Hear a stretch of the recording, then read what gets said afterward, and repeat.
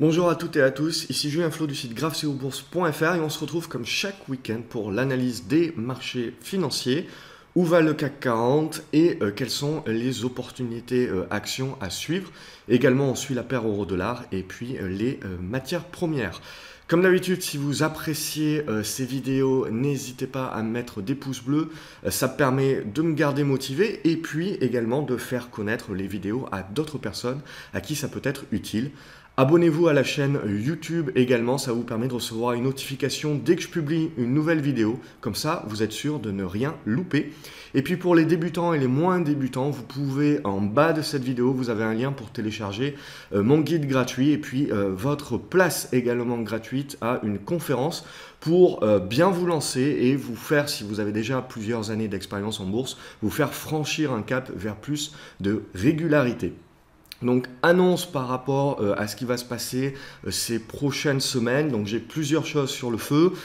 Premièrement, il va y avoir d'ici la fin du mois une nouvelle version du logiciel d'aide à la décision et donc un update par rapport à l'environnement de marché. Donc, je vais faire une mise à jour. Comme d'habitude, toutes ces mises à jour-là sont gratuites pour les personnes qui ont déjà le logiciel d'aide à la décision et donc la stratégie du moindre risque. Je vais également mettre à jour GraphCO Signal, donc les indicateurs de signaux d'achat et de vente.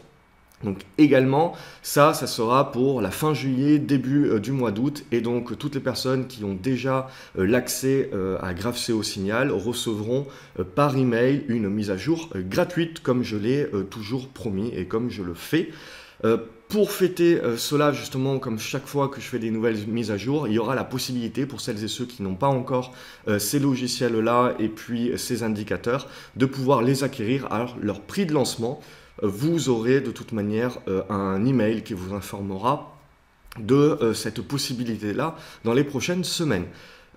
Mardi, par contre, donc mardi, vous recevrez un email pour un atelier également mis à jour qui est Trader Pro. Et donc cet atelier-là, Trader Pro, il est fait exprès pour vous permettre justement quand vous avez des phases de consolidation comme nous venons de connaître, pour pouvoir bien acquérir et bien identifier et détecter le bon moment pour revenir à l'achat sur les actions et pour jouer et pour accompagner donc leur rebond, ce qui est absolument ce qui est en train de se passer actuellement sur les marchés.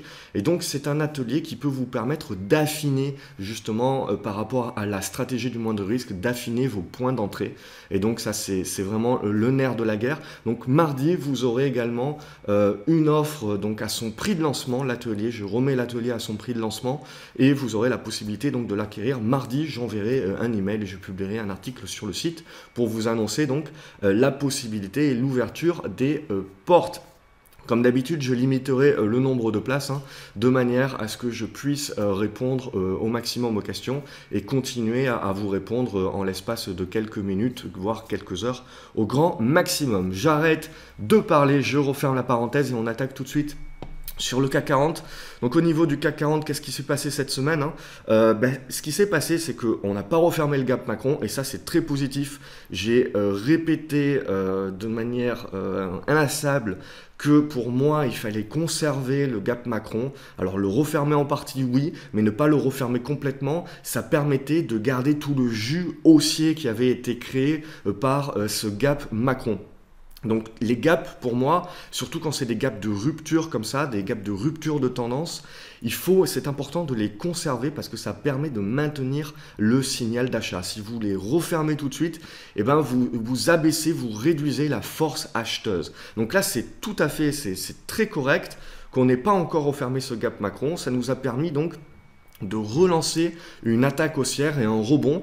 Et alors ce qui est très intéressant dans ce rebond qui s'est fait jeudi et vendredi, c'est que jeudi on a pu recasser la zone des 5180 points, 5220 points, et vendredi on a réussi à conserver cette zone-là qui est donc, tant qu'on arrive à la conserver, redevient une zone de support. Et donc là, c'est très intéressant pour la suite parce que potentiellement, si on arrive à rompre, on voit cette oblique baissière ici sur les 5270, 5280 points, et ben on va pouvoir se remettre dans une configuration de reprise et de relance haussière sur le CAC 40. Donc, C'est pas le moment de paniquer comme je vous le disais ces dernières semaines, c'est une consolidation, c'est le moment voilà, de lever un petit peu le pied, de se remettre en observateur.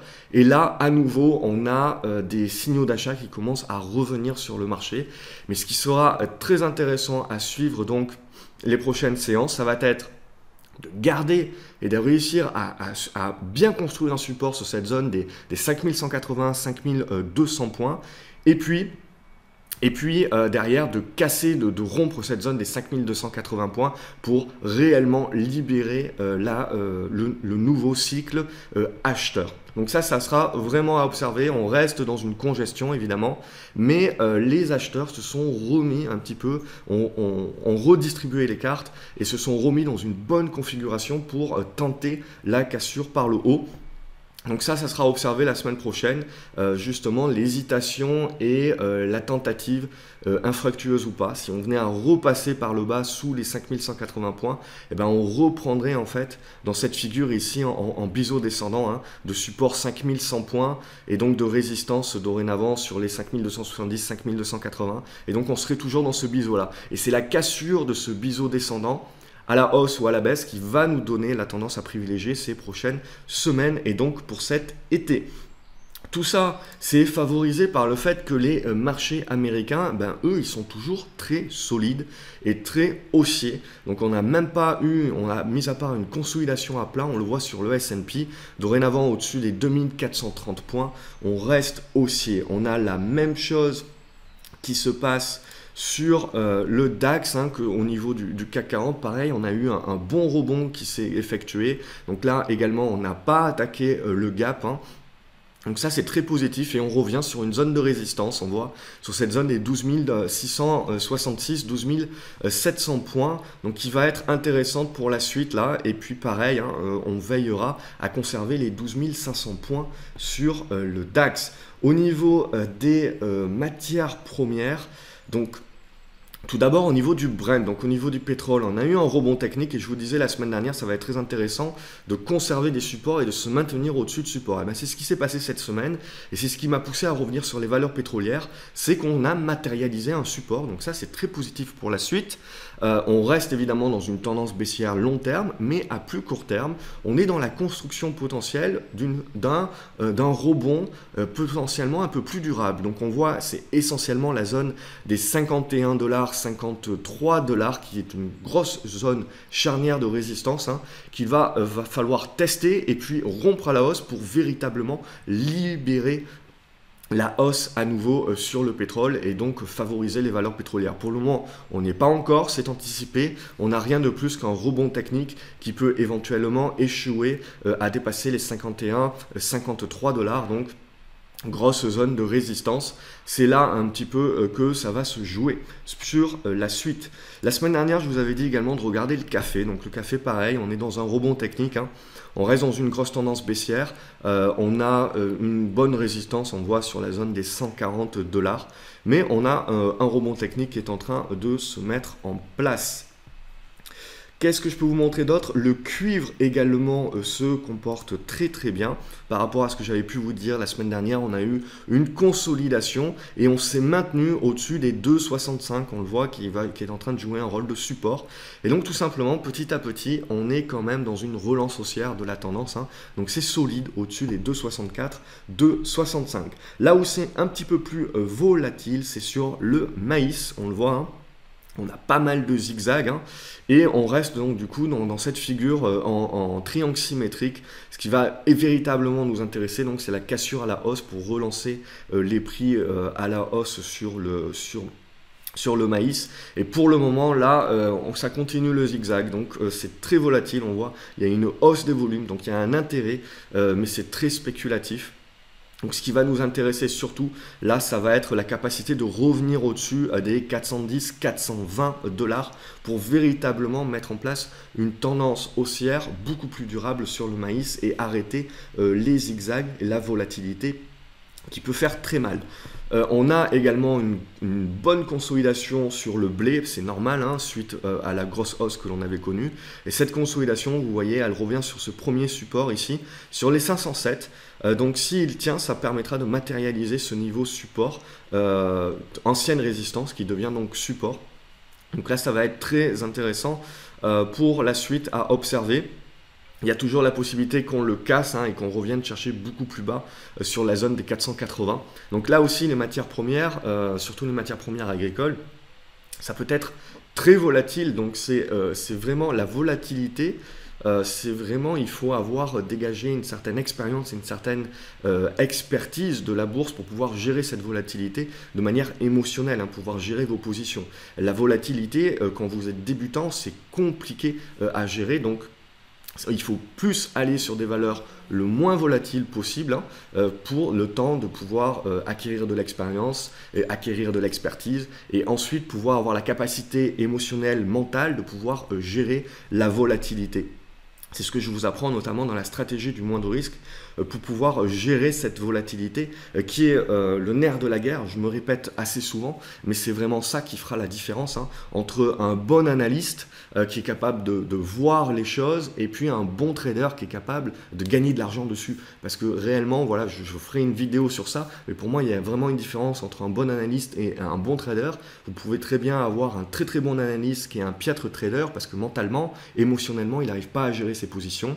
Et vous pouvez très bien avoir un très très bon trader qui n'est pas un très bon analyste et qui a un pourcentage de réussite inférieur à 50%, mais comme il est très bon émotionnellement, qu'il arrive à couper ses pertes rapidement et puis à laisser courir ses gains, et bien forcément, même s'il a raison moins d'une fois sur deux, il arrive quand même à être positif parce que quand il a raison, il gagne beaucoup d'argent. Quand il a tort, il en perd peu.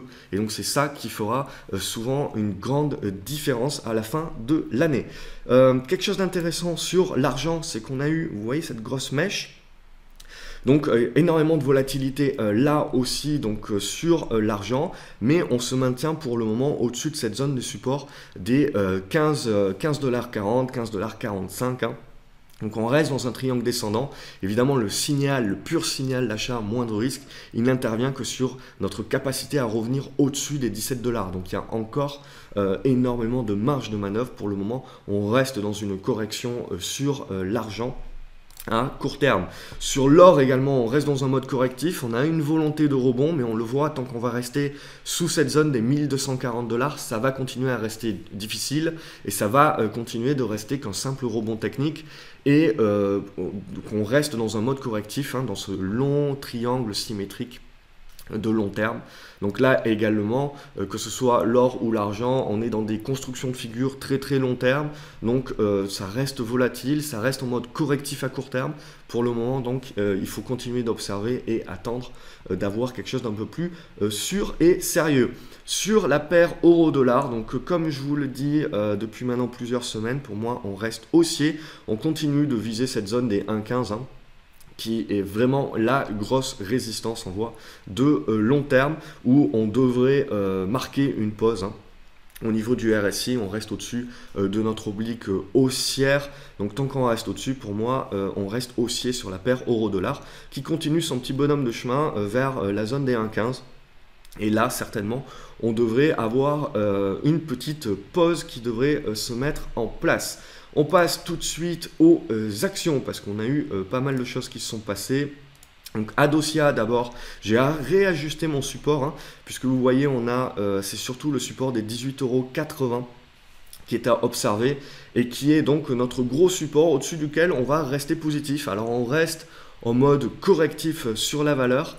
Mais le dépassement des 20,80 €, 20,70 € devrait permettre de relancer la mise en place d'un rebond technique. Mais c'est véritablement, on le voit, la cassure des 22,60 €, hein, 22,90 € qui va permettre un petit peu de lâcher les chevaux. Pour le moment, voilà, on est dans une tendance vraiment à plat, sur une tendance long terme qui reste baissière, mais une tendance qui est neutralisée à plus court terme. Donc on attend la cassure des 20 €, 20,40 €, 20,50 € et surtout la cassure des 22,90 € hein, pour lâcher les chevaux.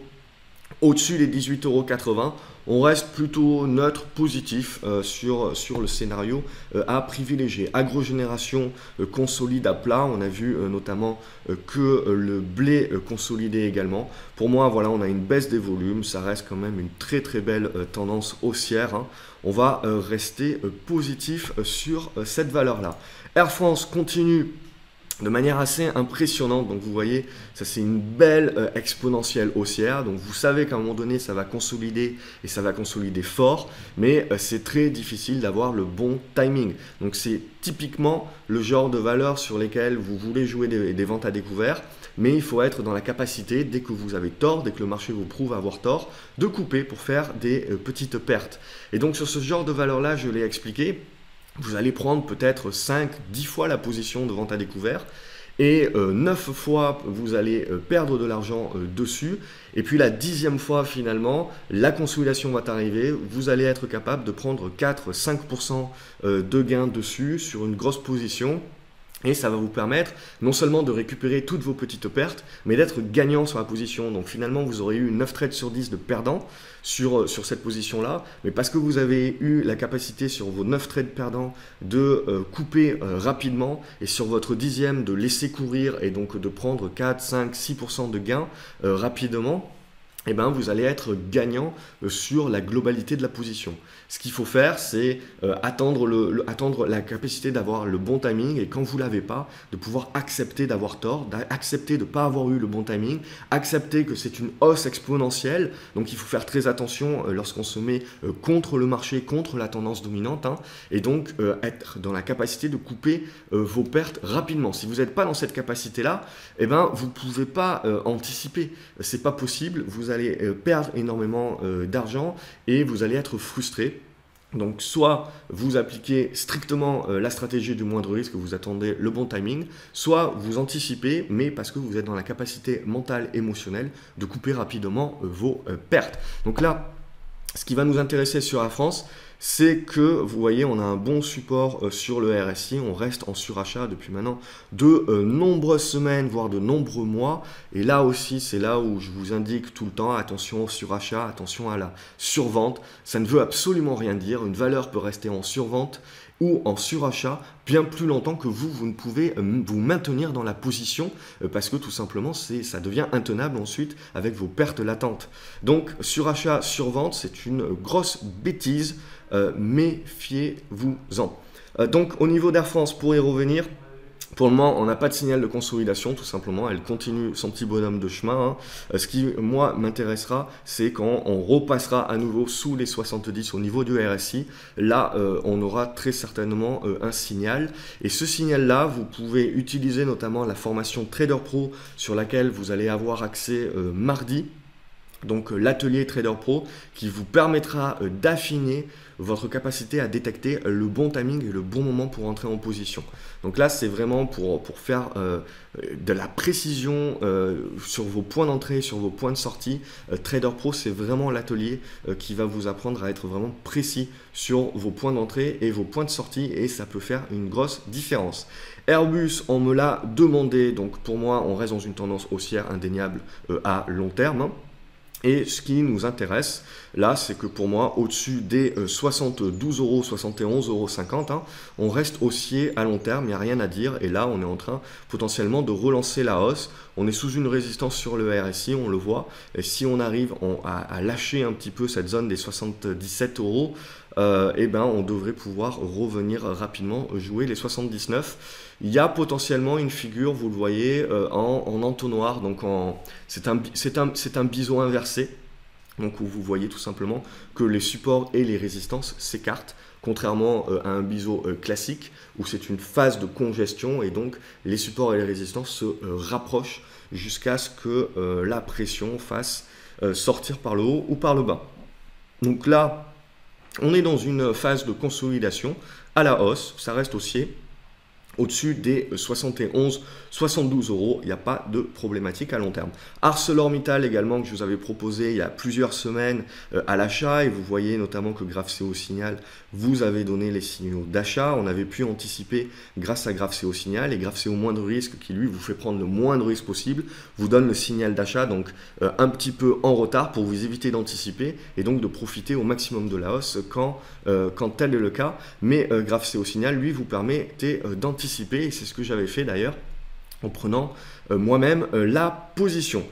Donc là, on est en train de revenir, vous voyez, sur la zone des 22,30 €, 22,40 € qui va très certainement être une zone de résistance sur laquelle on va consolider. Areva, je vous en parle depuis plusieurs semaines et il y a vraiment des choses intéressantes qui commencent à s'y passer. Donc déjà, on a des gros volumes. Ensuite, vous avez un carnet d'ordre qui est plutôt vide. Donc c'est ce qui explique un petit peu les mèches et la volatilité que vous pouvez avoir. Donc âme sensible, s'abstenir, ou alors il faut bien équilibrer votre taille de position. C'est vraiment, je me répète, je sais que ça peut être saoulant, mais c'est dans la répétition que l'on forge son expertise. Donc, je continuerai de le répéter, la taille de position, c'est ce qui réellement va vous permettre de gérer votre mental et donc de gérer votre risque. Donc là, Areva, pour moi, très intéressante la semaine prochaine, potentiellement pour initier une position. On a des volumes, on a GraphCO Signal et GraphCO Moindre Risque qui donnent des signaux d'achat et tout simplement, on a de la volatilité qui est en train de se mettre en place. Donc ça recommence à intéresser les investisseurs. Oui, ce n'est pas, il y a des épées de Damoclès évidemment via tout un tas d'augmentations de capital qui peuvent arriver, etc. Comme pour EDF, c'est lié à EDF de toute manière. Et pour moi, c'est deux dossiers à long terme qui peuvent être très intéressants sur les niveaux actuels, EDF et Areva, donc à observer de près. Au Plata, donc là, tendance baissière indéniable. La semaine dernière, je vous disais, le seul point positif que je vois, c'est le fait qu'on est en train d'être supporté par une oblique baissière sur le RSI, qu'on a cassé à la hausse et dont on s'en sert comme support. Et on a eu des volumes et donc, paf, on a lancé un rebond technique. Mais ce rebond technique, vous voyez, il a échoué pour le moment sur la zone des 33-34 centimes d'euros. C'est vraiment en cassant cette zone-là que l'on va pouvoir mettre en place un rebond beaucoup plus durable sur Au Plata.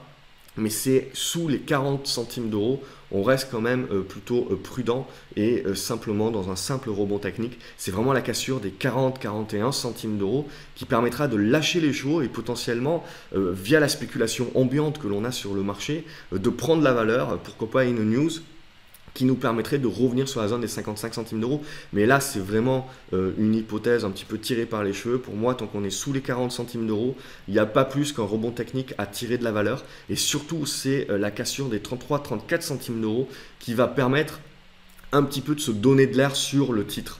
Donc c'est ça à observer la semaine prochaine, mais on a eu des volumes, et des volumes à l'achat pour une fois. Donc à observer, on commence à se rapprocher de la mise en place d'un rebond sur Au Plata. Carrefour, voilà, les résultats avaient été mal acceptés la semaine dernière, on a un rebond technique qui s'est mis en place. Voilà, ce qui serait bien quand même, c'est de revenir au-dessus des 22,20 €. Et là vraiment, eh ben, on effacerait en fait le coup de mou de cette semaine.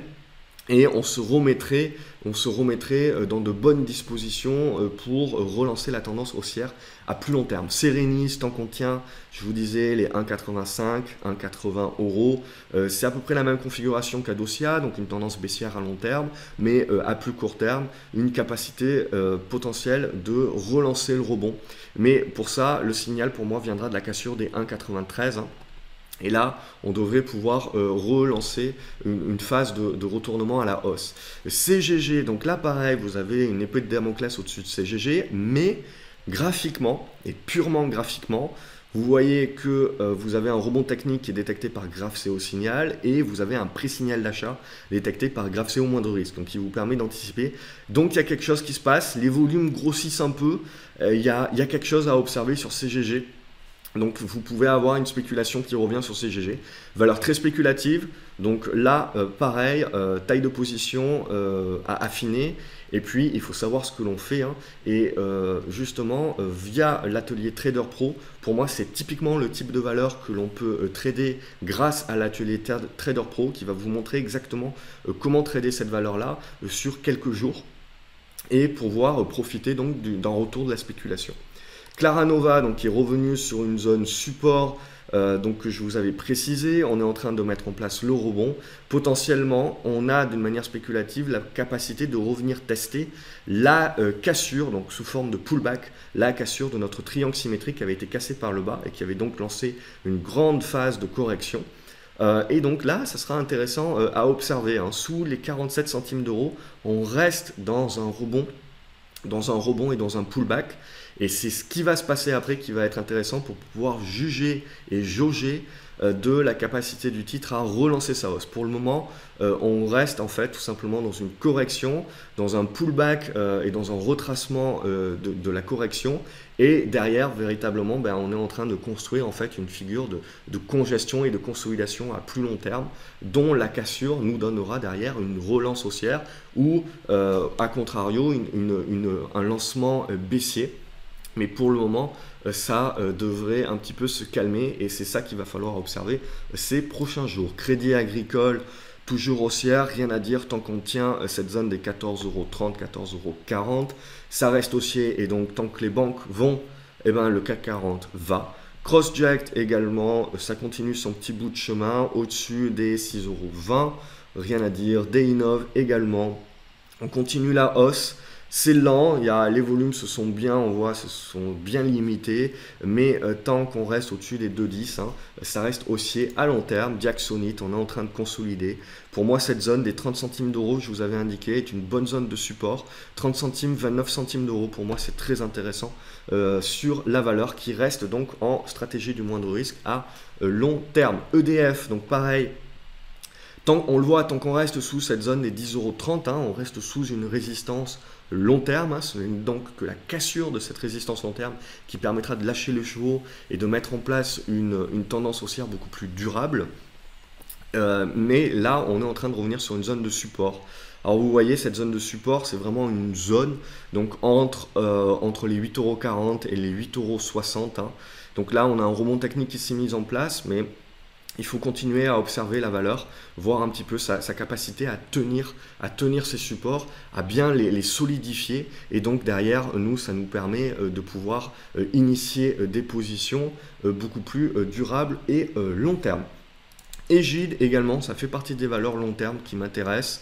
Un petit peu de faiblesse cette semaine, mais on dira comme le marché. Et on est revenu sur une zone support, les 2,60, tant que ça tient. 2,55, 2,60, pour moi c'est positif. Eramé, je vous avais dit la semaine dernière, il se passait quelque chose avec une bonne mise en place pour jouer un rebond. Donc le rebond s'est matérialisé dorénavant, donc on a une relance haussière, on voit avec une hausse des volumes. Donc pour moi, tout est positif au-dessus des 45,40 € sur Eramé. Europa Corp, on a des premières critiques sur le film Valérian qui sont assez assassines du côté américain. Donc le film, lui, ne sortira qu'à la fin du mois de juillet en France. Donc à observer, pour le moment, je dirais que le véritable signal d'achat va intervenir sur la cassure des 4,20 €. Europlasma également, ça joue un petit peu avec le feu. Il faudrait avoir la capacité de renouer et de repasser les 30-31 centimes d'euros pour relancer un signal d'achat. Si vous cassez cette oblique baissière par le bas, et ça commencera à être plutôt moche. Gossin également, rien à faire tant que vous ne cassez pas les 30-31 centimes d'euros, où là véritablement il y aura un gros signal d'achat à jouer. En attendant, tant qu'on reste sous l'oblique, personnellement, moi j'ai vendu ma position à perte, donc j'attends tout simplement que ça revienne dans une bonne tendance. Genfit également, j'ai vendu à perte sur ma position court terme, j'ai conservé sur mon PEA sur une position long terme du Genfit. Tout simplement, on est revenu chercher notre ancienne résistance oblique, qui avait été cassé à la hausse et permis la grosse spéculation haussière, et donc maintenant qui va jouer un rôle de support. Donc pour moi, la zone des 25 €, c'est une bonne zone de support sur laquelle on est en train de construire potentiellement un triangle symétrique beaucoup plus long terme. Donc on a une grosse zone ici de neutre, de temporisation, avec potentiellement la spéculation qui reviendra quand les rumeurs d'OPA reviendront, ou potentiellement l'OPA réellement. Je vais essayer d'accélérer un petit peu. Implanet, ça devient moche. Sous les 74 centimes d'euros, il n'y a pas grand chose à faire. Ingenico, on rebondit bien. comme je vous l'avais dit la semaine dernière. Donc pour moi, au-dessus des 82 €, on reste positif sur la valeur, sa capacité à rebondir. IntegraGN, malheureusement, c'est sorti par le bas. Donc ce n'est que partie remise. On continue d'observer cette oblique baissière long terme. Pour le moment, on laisse tomber la valeur. J'ai vendu ma position à perte. On y reviendra quand elle se remettra dans une capacité de pouvoir casser à la hausse cette oblique baissière. Donc c'est vraiment ça qui nous donnera le signal d'achat, moins de risque à long terme. Lead Media Group, d'un point de vue purement spéculatif, là on a des gros volumes qui sont en train de se mettre en place et on a la construction d'un rebond. Donc également valeur à observer la semaine prochaine. Vous voyez, graphe CO signal et graphe CO moins de risque vous donnent déjà les signaux d'achat. C'est spéculatif. Taille de position du coup à adapter en fonction de ça. Mais il peut y avoir un bon départ la semaine prochaine à observer. Mauna Kea, vous pouvez avoir un rebond technique qui se met en place également la semaine prochaine. Nirstar, pour moi, ça commence réellement à m'intéresser à beaucoup plus long terme. Vous voyez, si on casse cette zone ici des 5,60 €, c'est tout simplement en train de construire une bonne tendance de retournement long terme. Orange, on a bien tenu le support oblique, donc ça permet de renforcer que ce support oblique là, il est pertinent, et donc tant qu'on est au-dessus, on reste positif sur la valeur. Paro également, très positif à long terme, on a eu un bon rebond sur notre support oblique, et donc là on se remet dans de bonnes dispositions pour relancer la hausse. Donc Peugeot très intéressante également. On a cassé cette zone ici des 18,50 € et on revient donc tester notre zone de résistance, et si on la casse à la hausse, on devrait donc renouer avec une tendance haussière. Prologue, on joue avec le feu également, mais ça reste très intéressant pour la suite. Pour moi, tant qu'on tient cette zone, on voit des 83-84 centimes d'euros, on reste quand même globalement positif sur la valeur. Solocal, on s'est fait des petites frayeurs, on a eu une bonne correction, on a un rebond technique, vous voyez la valeur est quand même assez volatile. Pour moi, tant qu'on reste au-dessus des 1 €, on reste positif, mais c'est bien au-dessus des 1,14, 1,15 que l'on relancerait la tendance haussière. Stellantis également, ça n'a pas marché. Et donc on a eu un gros gap baissier avec une grosse baisse suite à la cassure, on le voit, de notre oblique baissière ici qui joue un rôle de support, et donc on la recasse à la baisse. Donc on abandonne le dossier à nouveau et on retrouvera un certain intérêt sur un nouveau dépassement de cette oblique baissière. Pour le moment, on laisse tomber le titre.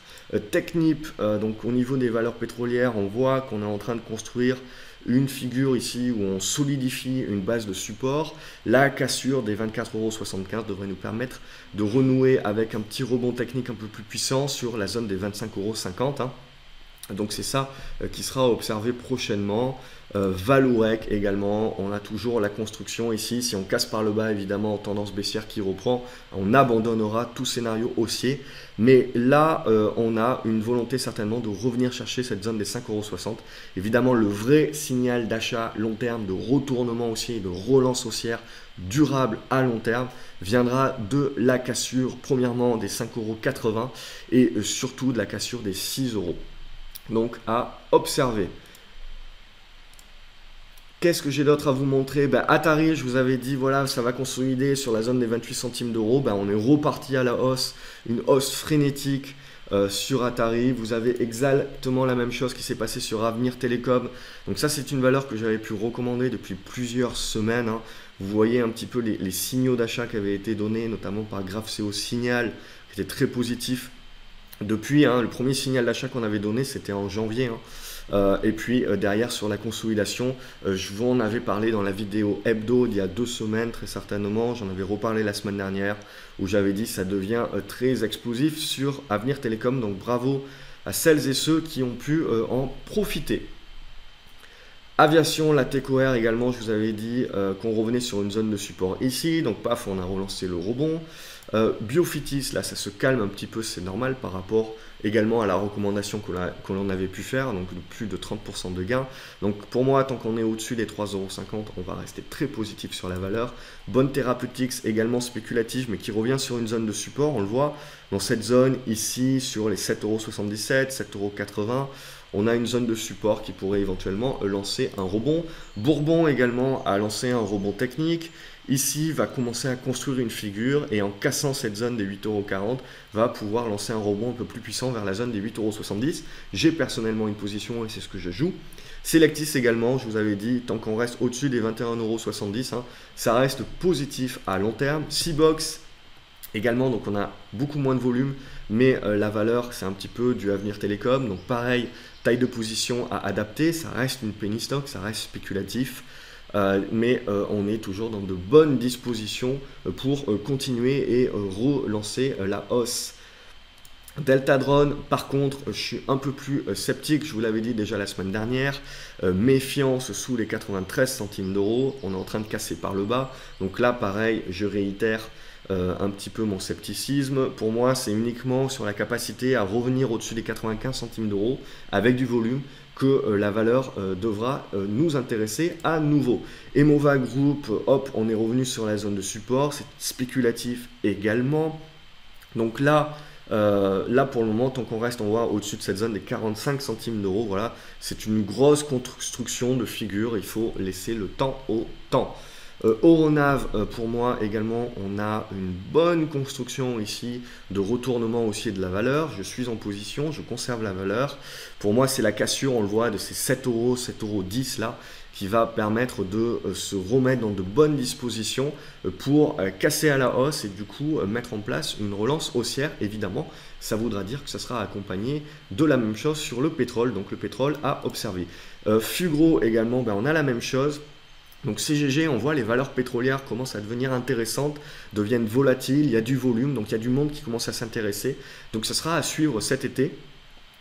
Et on voit Fugro par exemple, la cassure des 13,90 € qui devrait pouvoir relancer la hausse également. Figeac Aéro, on continue d'observer la capacité de revenir au-dessus des 20,30 € et c'est ça qui va nous déclencher le signal d'achat. Gemalto également, on voit, on a une bonne construction ici de relance haussière.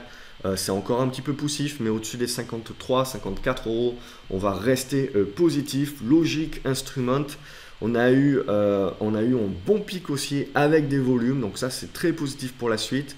Pour moi, si au-dessus des 90 centimes d'euros, si vous consolidez sur les 90 centimes d'euros, ça peut être intéressant d'initier une position pour jouer la continuation haussière.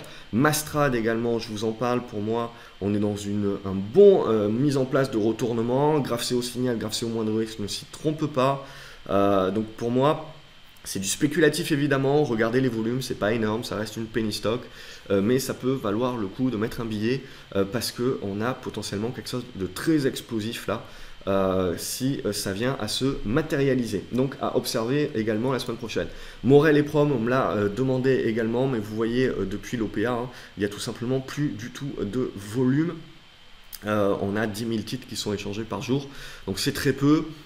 Carnet d'ordre est assez vide, alors là aussi ça peut être intéressant de revenir sur la valeur. On le voit en premier lieu au-dessus des 3,55 € et puis 3,70 €, donc très intéressant de pouvoir jouer ça sur Morel et Prom, mais attention aux volumes qui sont assez bas. MBWS, pour moi, on se maintient bien, donc on a de la volatilité, mais pour moi ça continue de rester très intéressant. On s'est remis dans de bonnes dispositions, dans une bonne config pour casser la zone de résistance des 15,90 €, donc on continue d'être positif sur la valeur. Nicox également, je continue de rester positif sur la valeur, elle se crante bien, on le voit au-dessus des 11,30 €, donc là c'est très intéressant pour éventuellement relancer la hausse. Donc très bonne valeur, rien à dire. Novacit, donc là une spéculative également, un petit peu la même disposition que Lead Media. On manque un petit peu de volume par contre. Vous voyez, il y a pas mal de volatilité, donc c'est la cassure des 91 centimes d'euros qui va lâcher les chevaux. Farming Group, donc je vous en parlais depuis plusieurs semaines. Également là, les indicateurs GraphCO signal, GraphCO moindre risque vous permettez de rentrer sur la valeur avant tout le monde. En réduisant vos risques vraiment, et donc je vous avais en plus, je vous en avais parlé en vous disant sur 33 centimes d'euros, c'est une affaire, il faut jouer la hausse et on est allé bien au-delà de mon objectif qui était à 41 centimes d'euros. On voit donc la spéculation et bien là on a des gros volumes, on a de la grosse spéculation sur les penny stocks, donc on a énormément d'intérêt, donc Voilà, c'est le moment, c'est l'environnement qui veut ça, pardon. On a vraiment des grosses spéculations qui se mettent en place sur des petites valeurs comme ça, sur des penny stocks. Donc il faut pouvoir en profiter. Et là, donc j'espère que vous avez pu en profiter, même en 2 fois, hein, parce que c'est pas la première fois qu'on joue cette valeur-là, hein. On avait pu la recommander sur la cassure ici, on avait pu encore la recommander ici, et on l'avait à nouveau recommandée ici. Poxel également, ça tient bien les supports pour le moment, ça fragilise un petit peu, on est entre deux eaux, vous voyez un petit peu graphe CO signal, graphe CO moindre risque qui dit attention, c'est pas terrible, donc méfiance si on vient à casser les 6 euros, 6,20 €. Le rebond, la relance haussière se ferait sur cassure des 6,60 €, hein. Il faudrait revenir rapidement au-dessus des 6,60 €, sinon ça commence à devenir moche. Mais au niveau du RSI, pour moi, c'est plutôt stable. Donc c'est ce qui me permet de rester encore plutôt positif sur la capacité du titre à rebondir tout d'abord et puis relancer sa hausse ensuite. Terraclion également, ça commence à se remettre dans de bonnes dispositions. Donc à observer la cassure des 5,45 € pour libérer le pouvoir acheteur. Terradiag également, vous voyez, je vous avais proposé un rebond technique sur cassure des 2,50 €. Il est en train de se matérialiser, on est en train de tenir et de transformer cette zone-là en support. Donc très positif également pour la suite sur Terradiag, tant qu'on arrive à bien se maintenir au-dessus des 2,40, 2,50. Attention un petit peu au volume quand même, on a 10 000 titres qui sont échangés par jour, c'est pas énorme. Et Valneva également, vous voyez, je vous l'avais dit la semaine dernière, on revient sur une zone de support qui pour moi reste très intéressante. Si on arrive à relancer la hausse, on relance la hausse de manière durable et long terme. Et Visiomed, donc valeur très volatile, on a eu une news, mais une montée avant la news. Et là, dorénavant, vous avez une consolidation. Donc là, ce qui est intéressant sur ce genre de valeur-là, c'est de jouer le second effet qui se coule. C'est-à-dire vous avez le premier départ acheteur qui, en règle générale, est très difficile à attraper parce que c'est très spéculatif. Puis derrière, vous avez la consolidation qui s'ensuit. Et le but du jeu, en fait, voilà, c'est à peu près sur la moitié du gros chandelier vert, donc du Marubozu vert, à peu près sur la moitié, de se repositionner à l'achat pour jouer le deuxième effet qui se coule. Donc là, évidemment, c'est pas moindre risque, il y a du risque, c'est spéculatif, voilà, mais ça se tente. Donc là, on le voit sur la zone, en gros, des 1,50 €, 1,52 €, éventuellement mettre une petite épuisette pour derrière essayer de jouer une relance haussière à nouveau vers cette zone des 1,57. Et puis vous voyez, le titre est quand même, il a l'habitude également de gros pics spéculatifs sur quelques jours. Donc voilà, c'est uniquement ce que l'on joue. Taille de position également à adapter par rapport à ce trade très spéculatif. Voilà pour cette semaine, ce qu'on pouvait dire cette semaine. Comme d'habitude, mettez-moi des pouces bleus, ça me motive, ça permet à d'autres personnes de découvrir les vidéos également. Abonnez-vous à la chaîne YouTube, ça vous permet de recevoir une notif dès que je publie une nouvelle vidéo, comme ça vous ne loupez rien. Pour les débutants, les moins débutants, en bas de cette vidéo, vous pouvez télécharger de nombreux conseils gratuits, des nombreux guides, et puis participer également à une conférence gratuite qui vous permettra de vraiment franchir un cap, que vous vous lanciez ou que ça fasse déjà plusieurs années et que vous manquiez de régularité, vous allez voir, ça va vous permettre véritablement de vous mettre dans de bonnes dispositions pour gagner en bourse.